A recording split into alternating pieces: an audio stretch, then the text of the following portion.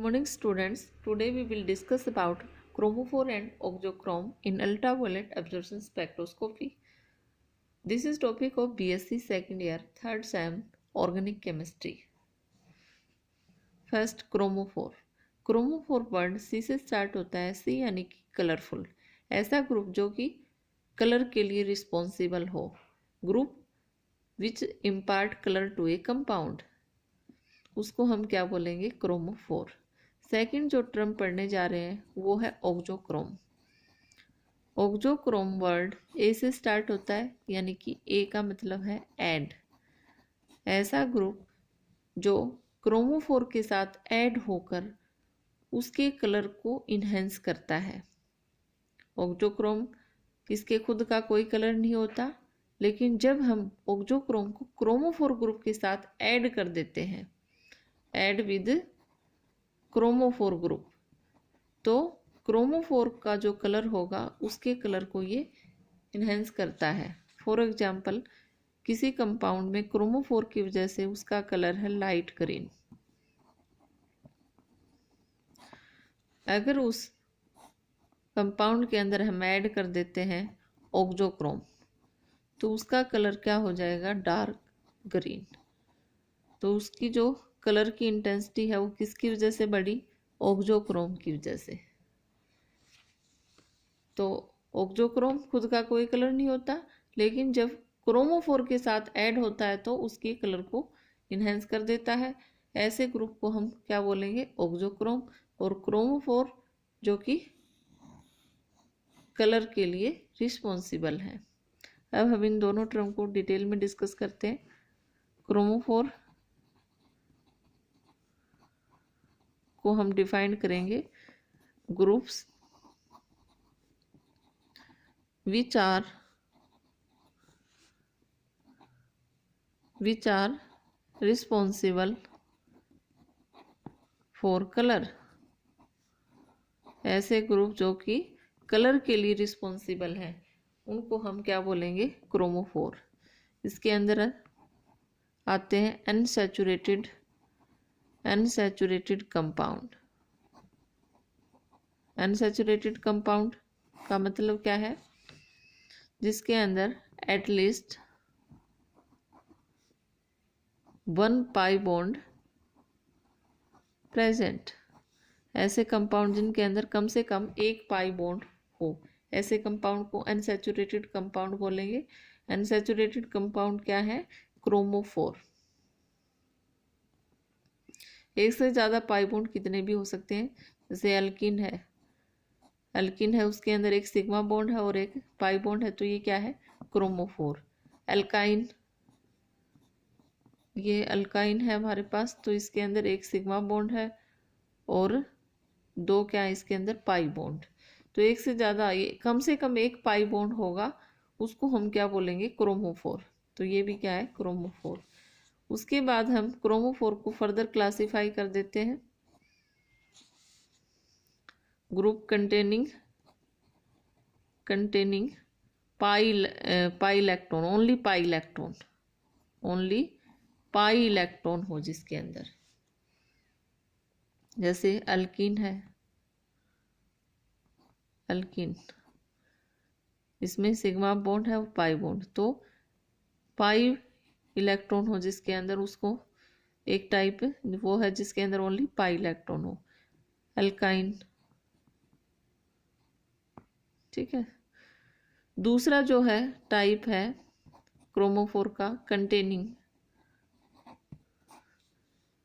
Pi electron and non bonding electron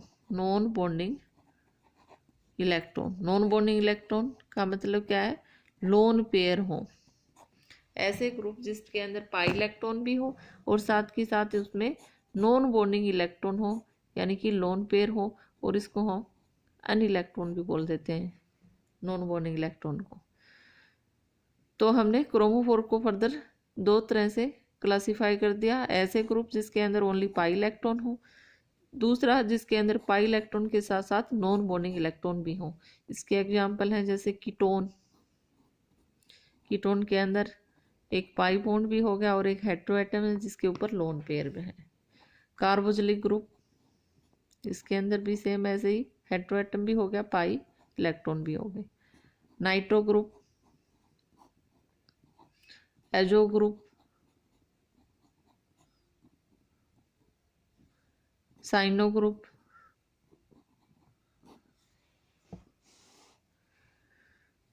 अब जो group जिसके अंदर पाई इलेक्ट्रॉन है उनके अंदर ट्रांजिशन कौन सा होगा, पाई टू पाई स्टार ट्रांजिशन। और जिसके अंदर पाई इलेक्ट्रॉन भी है और नॉन बॉन्डिंग इलेक्ट्रॉन है उनके अंदर दोनों टाइप के ट्रांजिशन हो सकते हैं, पाई से पाई स्टार ट्रांजिशन भी हो सकता है और n to pi star transition, both transition are possible. उसके बाद कुछ कंपाउंड ऐसे हैं जिनके अंदर क्रोमोफोर ग्रुप होते हुए भी वो क्या है, कलरलेस। क्रोमोफोर ग्रुप को हमने डिफाइन किया कि जो कि कलर के लिए रिस्पॉन्सिबल है, लेकिन कुछ कंपाउंड ऐसे भी हैं जिनके अंदर क्रोमोफोर ग्रुप होते हुए भी वो क्या है, कलरलेस। तो इस तरह से हम क्रोमोफोर को फर्दर क्लासिफाई कर रहे हैं, colourful, colourless, colourful and colourless.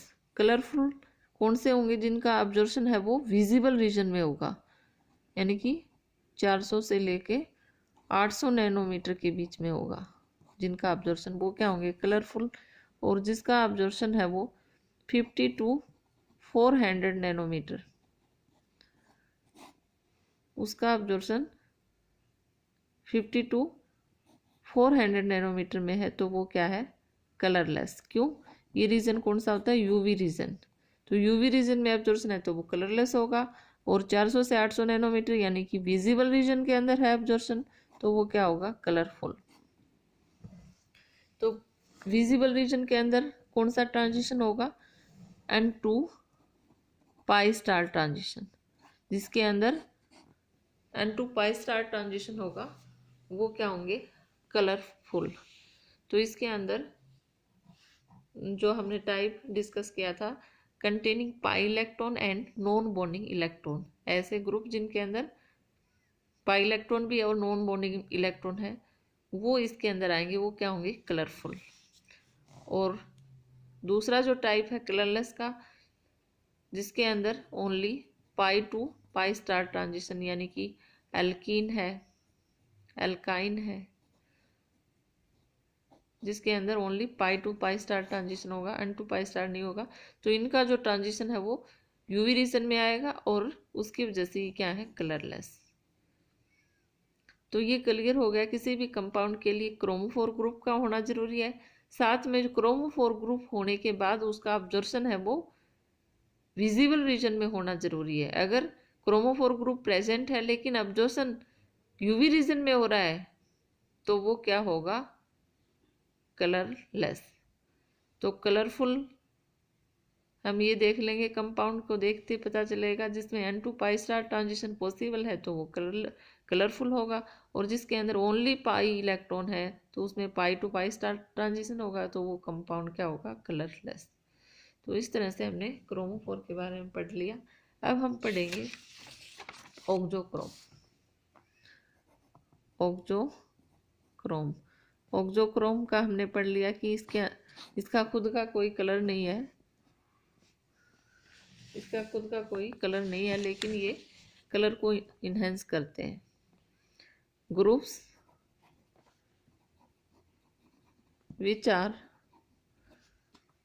which are not responsible for color but when they add with chromophore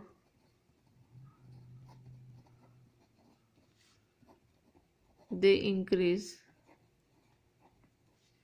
intensity and wavelength of chromophore. ऐसे ग्रुप जिनका खुद का कोई कलर नहीं है, कलर नहीं देते वो, लेकिन जब उनको क्रोमोफोर ग्रुप के साथ ऐड कर देते हैं तो इंटेंसिटी और लैम्डा मैक्स है वो इंक्रीज कर जाता है। ऐसे ग्रुप को हम क्या बोलते हैं? ऑक्सोक्रोम। इसके अंदर कौन से कंपाउंड आते हैं? जिसके अंदर N2 सिग्मा स्टार ट्रांजिशन हो। N2 सिग्मा स्टार ट्रांजिशन का मतलब क्या हुआ? सैचुरेटेड हो। सैचुरेटेड के साथ साथ उसके अंदर हेट्रो एटम हो। Saturated compound with hetero atom हो और सारे सिंगल बॉन्ड हो। ऐसे कंपाउंड क्या होंगे? ऑक्सोक्रोम। उनके अंदर क्या होगा? N2 sigma star transition. For example OH sigma bond है और लोन पेयर है। SH NH2। So these are example of auxochrome. हम इसका इफेक्ट चेक करते हैं। जैसे हमारे पास बेंजीन है, तो ये बेंजीन है वो क्या है? ऑक्सोक्रोम है या क्रोमोफोर? तो ये क्या है? क्रोमोफोर। क्रोमोफोर क्यों है? क्योंकि इसके अंदर क्या है? Pi electron. मैंने स्टार्टिंग में बताया था क्रोमोफोर के लिए क्या कंडीशन होना जरूरी है? कम से कम एक पाई इलेक्ट्रॉन। तो ये क्या है? क्रोमोफोर है और इसका अब्जॉर्प्शन है वो 255 नैनोमीटर है।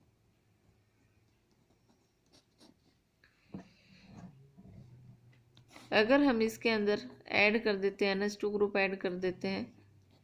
NH2 ग्रुप क्या है? एक ऑक्सोक्रोम। अगर हम इसको ऐड कर देते हैं बेंजीन रिंग के साथ, तो क्या होता है? इसका लैम्डा मैक्स है वो कितना हो जाता है? 280 नैनोमीटर। 280 नैनोमीटर अब्जॉर्प्शन है वो इंक्रीज हो जाता है, यानी कि लैम्डा मैक्स है वो इंक्रीज कर जाता है 255 से 280। अब यहाँ NH2 ग्रुप है वो भी बेंजीन के साथ क्या है? कॉन्जुगेशन में। ठीक है, तो जब हम क्रोमोफोर ग्रुप को ऑक्सोक्रोम ग्रुप को क्रोमोफोर ग्रुप के साथ ऐड कर देते हैं, तो वो क्या करेगा? लैम्डा मैक्स को इंक्रीज करेगा और साथ के साथ इंटेंसिटी को भी बढ़ाएगा, यानी कि ई मैक्स एप्सिलॉन की वैल्यू है वो भी इंक्रीज कर जाएगी।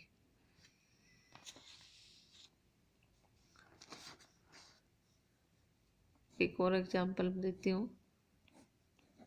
एक ये कंपाउंड है हमारे पास, इस कंपाउंड के अंदर ये डबल बॉन्ड है, तो ये क्या है? क्रोमोफोर ग्रुप है। और ये क्या है? हेट्रोएटम। N2 पाई स्टार ट्रांजिशन है, यानी कि ऑक्सोक्रोम।